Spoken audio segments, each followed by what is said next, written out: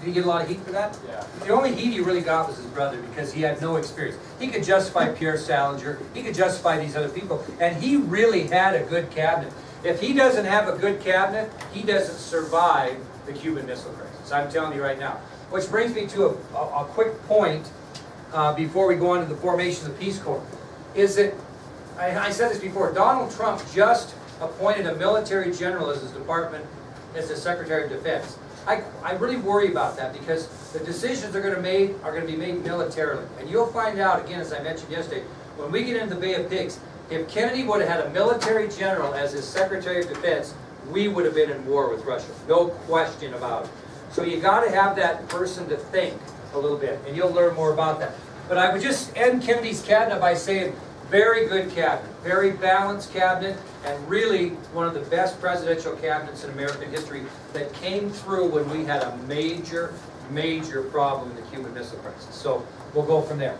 Well, let's talk about some of the things Kennedy did during his early term. And the first one was the formation of the Peace Corps. Okay?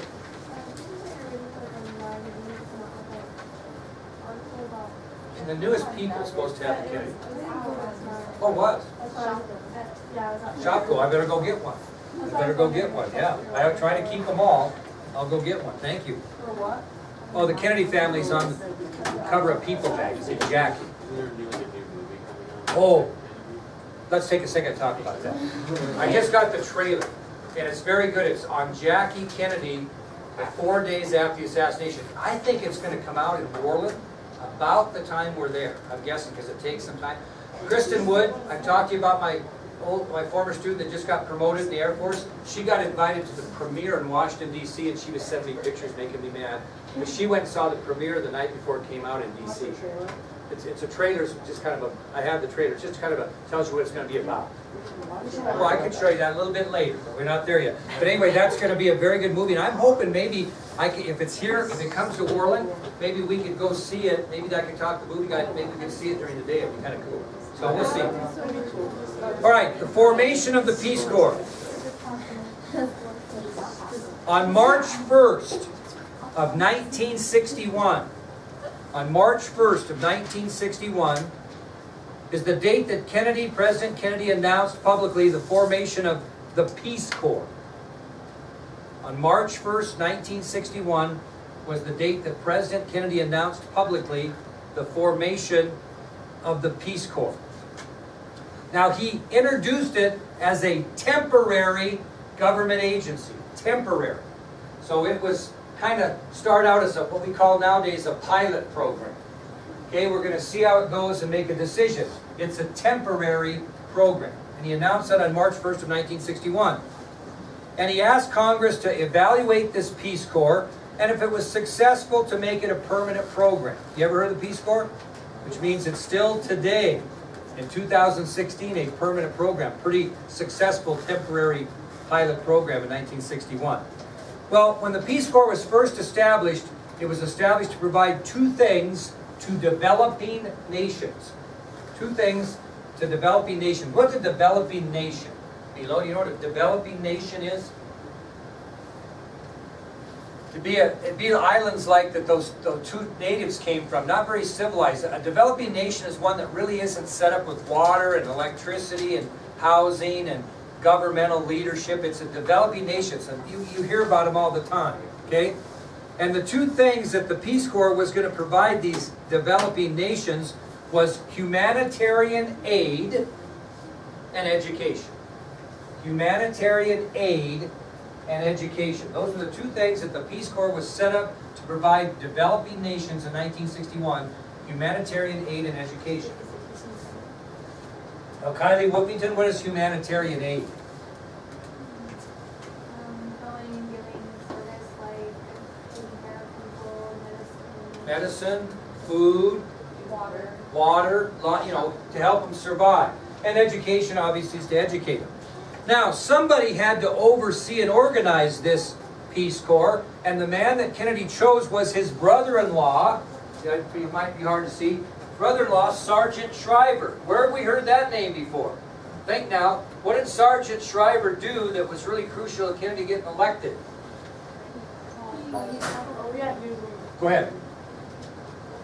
He called Mr. Coretta Scott King Yeah. and put the phone, yep, and dialed the number, put the phone in his brother's-in-law's hand saying, you need to talk to this woman. So that's Sergeant Shriver. He trusted Sergeant Shriver a ton. Obviously, he was married to one of his sisters, Eunice, which we'll talk about in the next couple days. And he chose his brother-in-law to organize and oversee the Peace Corps. Now, who was going to be part of the Peace Corps? Who's going to make up the Peace Corps at this time? It's kind of revolutionized to be exactly the opposite now. But who were the first Peace Corps people? Were they paid? No, they were volunteers. And usually, who were they? The first Peace Corps volunteers were what? What? Youths out of college. They were mainly, what'd you say? Yeah, youths out of college. So our first Peace Corps volunteers were mainly youths out of college. And they were paid a small living wage, but that was about it. What makes up the majority of Peace Corps volunteers now, do you think? People like me. People that retire and want something to do in a humanitarian effort. And that doesn't mean there's not youths out of college. But at that time, there wasn't any older, watch out, there weren't any older people. Now that's a big percentage of Peace Corps volunteers are older people. Now, we talked about education. How are these volunteers going to travel? Well, they're going to travel to these less advantaged countries and they're going to educate the people in 3 specific areas. Okay? One of them, obviously, is we're going to educate you academically. Okay? Teach you writing, reading, and arithmetic. So that was one of the ways that these volunteers were going to educate the people of these lower, less advantaged countries, is they were going to educate the people academically. What else might they educate them in? What? Agriculture, very good.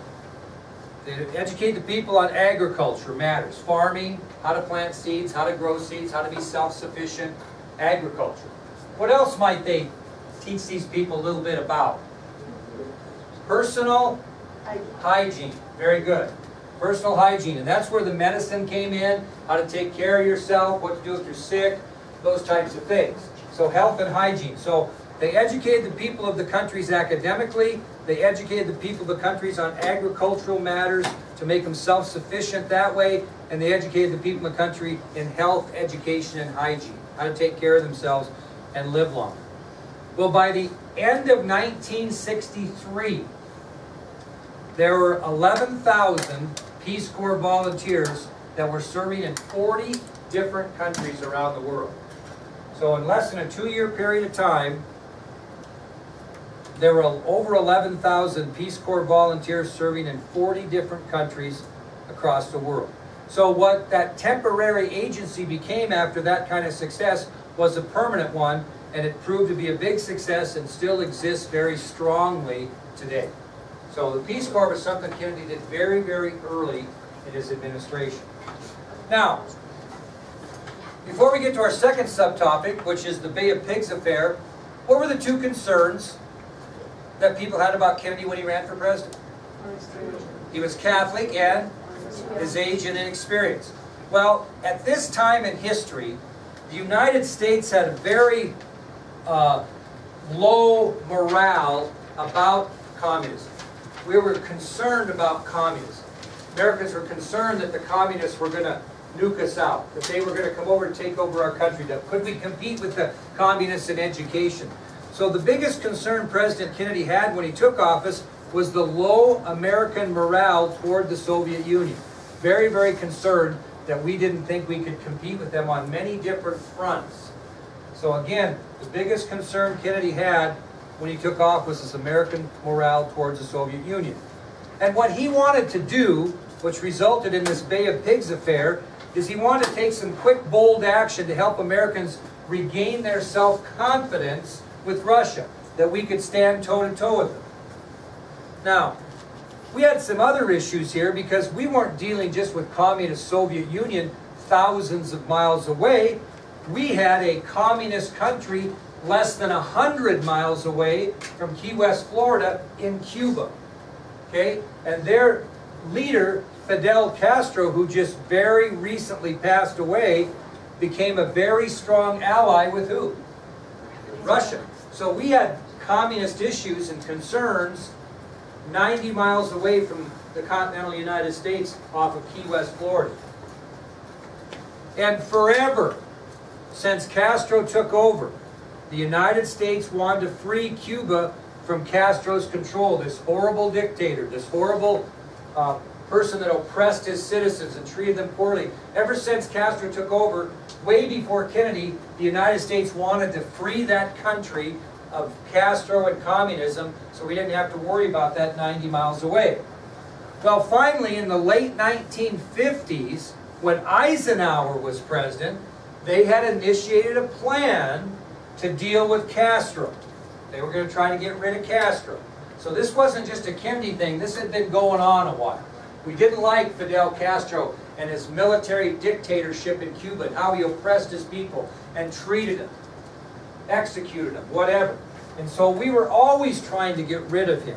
And in the late 1950s, when Eisenhower was finishing up his second administration, his folks got together and devised a plan to deal with Castro. And here was the plan. The United States was going to take Cuban army exiles, train them by the Central Intelligence Agency, the CIA, and then have those exiles invade Cuba. That was the plan that Eisenhower came up with. What's an exile? What's an exile? Person banished from their country. So these people were banished, kicked out of the country, and where'd they end up? They were pissed off because they got kicked out of Cuba. They didn't like Castro. So what better group to train to invade Cuba to try to overthrow Castro than people that were exiled and pissed off at him in the first place? So what the CIA did is they gathered up all these Cuban army exiles, these people that were banished from the country that could fight, and they put together an invasion of Cuba. And this invasion of Cuba by these Cuban exiles was to accomplish these three things that are very, very important you understand. Okay? So these Cuban exiles are being trained by the CIA. They're going to get them good and ready. And the plan is to invade Cuba and accomplish these three things. Number one, they were going to try to trigger an anti-communist attitude within Cuba. That invasion would trigger an anti-communist attitude. Because the bank was, these people are tired of Castro too. And if they see support coming in, it'll trigger an anti-communist attitude, which would lead to number two, a revolt by Cuban citizens that were tired of Castro's dictatorship. So it's kind of a domino goals here. First of all, they're hoping to trigger an anti-communist attitude, which would lead to a revolt by Cuban citizens that were tired of Castro's dictatorship. So you'd have a revolution within Cuba, which would lead to number three, the assassination of Castro. So this plan that the Eisenhower administration put together, again, was to train Cuban exiles who were already mad at Cuba, tired of Castro. They were going to invade Cuba, which was going to trigger an anti-communist attitude among the people that lived there, which was going to lead to a revolt or revolution. And after the revolution, the plan was to assassinate Castro and get rid of him for good. That was the plan. Well, the problem was Eisenhower's administration ended before they could make a decision on whether they were going to try this. So it would be President Kennedy's decision to decide the fate of Eisenhower's plan. Are we going to try this or not? Now keep in mind, he's looking for some quick, bold action that's going to get American morale toward the Soviet Union higher. Get us self-confident we can deal with them. Why not kick the crap out of Cuba to make that happen? Well, the president didn't rush into this. He studied the plan. He continually questioned the CIA on what exactly the American commitment will be in this invasion. If you're a president, wouldn't you want to know what you're committing yourself to? Because you're really not going to want this to be a full-blown invasion, because if you do that, who are you going to piss off? Russia. And what's Russia going to do then? They're going to take Berlin, which we'll talk about. And then we're going to have a problem. So, the president studies the plan. He continually asks the CIA what exactly the American commitment would be. Finally, he nailed them down, and they said, this is what we need from you, Mr. President. This is what the CIA needs to make this invasion go. This is what we need from the United States of America. One, military air cover for the exiles during the initial invasion. Military air cover for the exiles during the invasion. You kind of picture that in your mind, what that means? Military air cover. These exiles are going to hit the beaches, right? They're going to invade, and they're going to have resistance. And the air cover from the United States Air Force is going to knock back that resistance so they can get on the island and invade. So Kennedy was going to have to provide military air cover for those exiles as they hit the beaches of Cuba. Well, the second thing he had to commit was, once they provided the military air cover and the exiles went in there and triggered that anti-communist attitude, which led to a revolt, which led to the assassination of Fidel Castro, we were going to send in American troops just to mop up after it was all done. Okay, restore order. Because it's going to be a little in disarray, is it not? If they go in there and invade, they start a revolution, there's going to be some fighting and some bloodshed. Castro's going to be assassinated. We're going to have to come in with American troops when it's all over and mop it up and restore order. That's the next commitment. And the third thing Kennedy's going to have to do is, once they mop up and restore order, the American government's going to have to assist Cuba in establishing a democratic government. So as Kennedy asked the CIA, what do you need? Well, we need military air cover for the exiles during the invasion of Cuba. Once you do that, Mr. President, all you got to do is send in troops to mop up after this thing's over. And once we get everything mopped up and cleaned up and restore some order, then we're going to have to help them establish a democratic government once Castro's assassinated.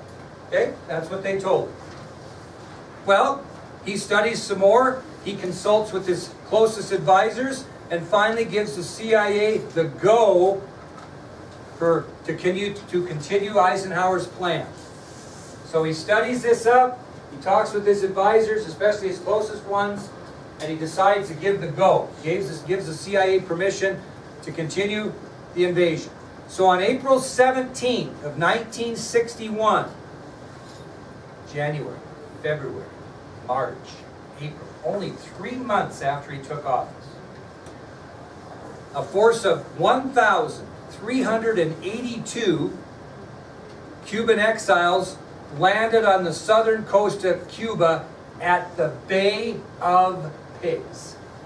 On April 17, 1961, just 3 months after Kennedy took office, a force of 1,382 Cuban exiles landed on the southern coast of Cuba, known as the Bay of Pigs. April 17, 1961, a force of 1,382 Cuban exiles landed on the southern coast of Cuba at the Bay of Pigs.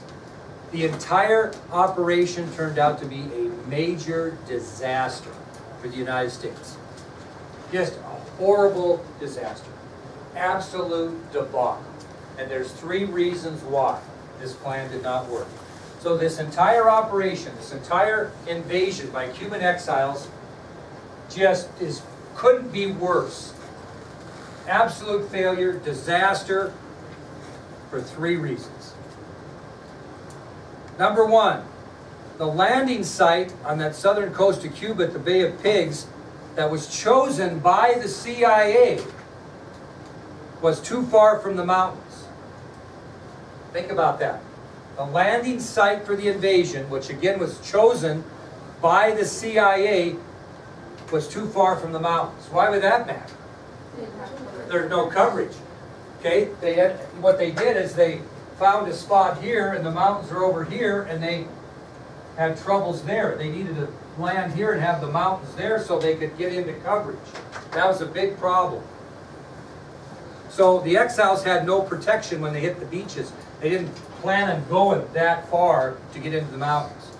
The second thing that made a disaster is, you know, that revolt that they projected the CIA was going to happen, where these citizens would just drop arms against Castro? That revolution never happened. People were not willing to do that.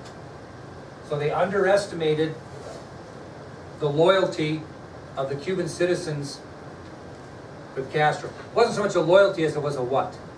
Fear. So this revolt by the Cuban citizens against Castro never happened. The third reason it went to pot was self-inflicted. At the very last minute, President Kennedy decided not to provide the air support. The very last minute, President Kennedy decided not to provide the air support. And we're going to end with the reason why he did not. Why did he back out? Do something what? You're right there, man. You're right there. He wanted to make sure America didn't get accused of doing what? The last thing in the philosophy almost, of the original philosophy. He didn't want America to be involved in what? The assassination of another country's leader. Guess who talked him out of it last time? Bobby Kennedy said, God, Jack, can't do this, man. We're going to be blamed of being involved in the assassination of another country's leader. I just don't think we can't get involved. We can't provide that air support. Let them go on their own. If it happens to work, then we'll send the troops in. Then we'll mop up. But don't get us involved, because it shows that we're involved in the assassination attempt or the assassination of another country's leader. Not good. And John Kennedy listened to his brother because he trusted him and knew he'd give an honest answer. And this whole thing turns out to be a huge disaster. Now, I'll tell you when we pick up the lecture on Tuesday what happens next, but I want to make one quick point before the bell rings. Conspiracy theorists, which I do not believe in at all, will contend that because President Kennedy was involved in an assassination plot against Fidel Castro, that Fidel Castro then planned the assassination of President Kennedy, which there really is not any research, but you'll hear people talk about that all the time. But we'll tell you Tuesday about what happened as a virtue of this failed invasion. Okay, you guys good looking all